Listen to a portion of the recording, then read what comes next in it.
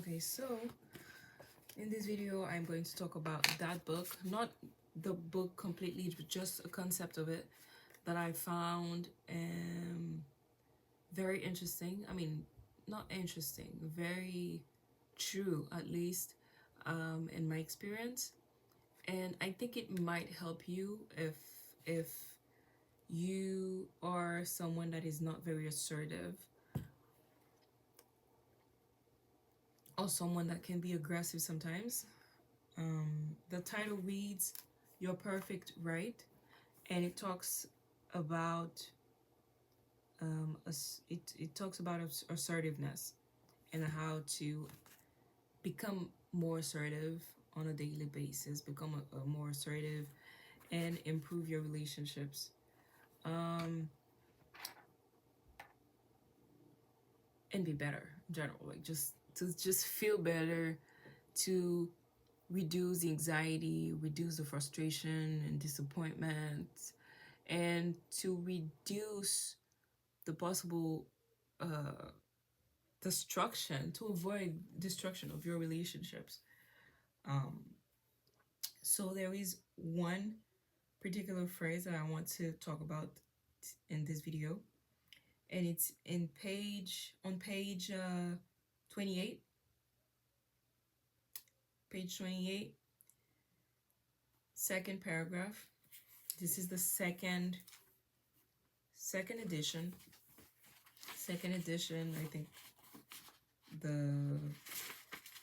it's a second edition. Anyways, it states, self-denying behavior subtly reinforces another's bad or unwanted behavior. Okay? And that was very, very helpful to me. I knew this, but the way they phrase it helps a lot because it puts it the way it is. And with the examples provided here, this particular concept was illustrated in a very clear manner, and I could relate to it and understand how my attempts to become more assertive sometimes wouldn't work, because I did not understand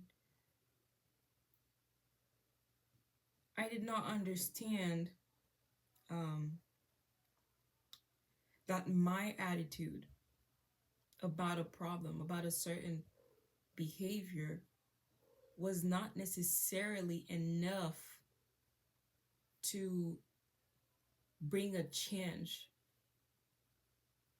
of behavior. Like, for example, I'm going to read the example that the author gave here. The first one, actually, I think the second one. It states, another example is a college student, Wendy, age 20, who, although surviving quite well on her own, was a self-taught hippie type, living off campus in a cheap habitat with another girl and boy. By living together, they cut expenses and saved a good deal of money. Wendy and her roommates had a reputation for being anti-administration. Word of her behavior and living conditions got back to her parents, who then confronted her with a long tirade about the younger generation, respect for authority, her mother's health being disgraceful, and so on. This happened on several occasions, and each time, Wendy would eventually get upset and either ask what she could do to help ease things and simply give in to some of their demands. This is the part that's important. She would get upset, right? When Wendy would eventually get upset and either ask what she could do to help ease things or simply give in to some of their demands. Here again, by her action of getting upset and giving in, Wendy simply reinforced her parents' unwanted behavior. That is, she taught them how to have these tirades against her. So, um, I see myself as Wendy because I can identify, I can relate to what the author is explaining here because I've been in that situation many, many times with family members, friends, partners, co workers, etc. And it's the fact that I would express a certain disagreement, right? But then, I mean, my disagreement being me being upset or being somewhat aggressive about something because I just couldn't take it. But then I would give in. Even if it's a small act of submission, I would still give in to their demands. So that would,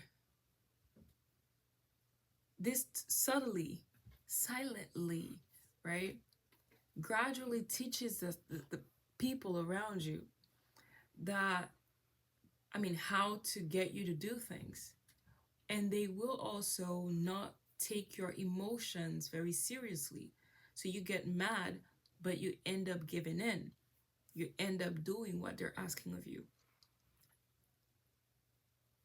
When I saw this example, this particular part here where she gets angry, right? She gets upset and she ends up giving in and changing her ways to kind of suit their demands to, I don't know, appease them in a way. That happens to me a lot with my mother, with my siblings, with my so with people around me. Right? I'd say, okay, like I hate this, I hate that, but then I would, for example, there's this thing with my mother sometimes where I would say, hey, I like you're not taking care of your health, and I'm tired of it, right? And then she would say, hey, whatever, like you guys this or that, and she would bring an excuse and stuff like that, or she would bring up some random arguments that would then make me feel bad. And I would feel bad, you know? So let's say if I had to say, I would say, hey, you're eating too much ice cream. The next time I have ice cream, I'm like I don't wanna make her feel worse. So I don't wanna, I also don't wanna eat it in front of her like that. So I would just hand her some or ask her if she wants some so she can decide for herself and stuff like that. But if I decide not to, I don't want her to ruin her health. I want her to take care of her health. Then no matter what she says, if she wants to continue on eating that thing, then that's on her. But I should not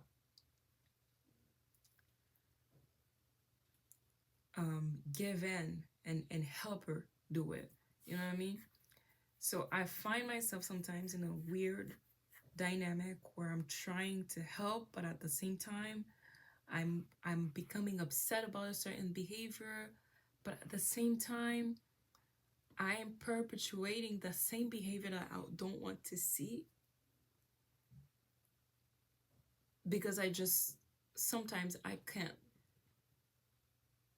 I just give in to whatever they're asking of me, or if it's a kind of manipulation, for example, the person's trying to make you feel bad for saying something that's completely reasonable. And yeah, so I thought I'd talk about this because maybe, I mean, obviously I'm not the only one, um, but maybe this would clarify some things for you. You don't have to be upset, or if you can get upset actually, But this reaction, this emotional reaction, needs to be followed with your actions for it to be valid, for it to ensure that this behavior will not repeat itself, right? So what will happen is, I don't know how to explain this, is for example, since I acted like that with the ice cream, if it's another product, another thing that is not good for her, she's going to do the same, because she knows that even if I get mad, I might end up giving up, like, and giving in, and give her exactly what she wants. um so yeah, your reaction, your emotions about this particular behavior that you don't want to see is not enough. Don't just have an attitude about it, because having an attitude about it will not help that person stop. What you need to stand your grounds. If you say, hey, this is, listen, I'm not going to help you with this. I'm not going to give you this. I'm not going to continue or encourage this type of behavior. So I'm done. If you want to continue, then continue on your own. That's your problem. But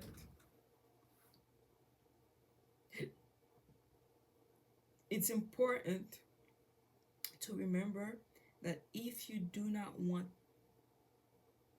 a behavior to continue, you need to stop giving in. You need to stop giving in altogether. It doesn't matter if you're mad about it. If you give in, that's it. It's over. So, yeah. I just want to add, also, giving in doesn't matter. Like, when I say giving in, it doesn't matter how much of it, how much, let me rephrase that. It doesn't matter how insignificant your action is, your submission is. It's still submission. Let's say, for example, that someone is constantly asking you for money, and you know at this point that they're using you, right? They're using you, and they want you to keep on giving them, and they are very, let's say, entitled about it. You cannot not give them. But anyways, you want to stop that. You want to stop giving them money or help them in any way.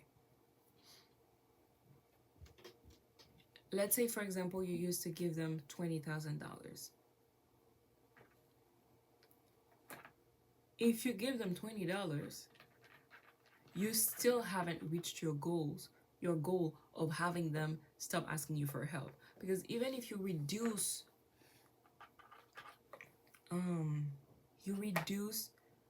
your help significantly, considerably, you're still helping.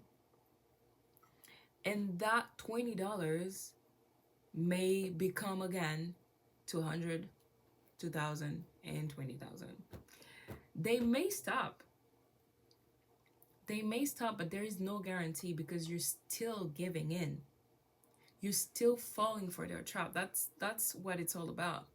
You're still succumbing to that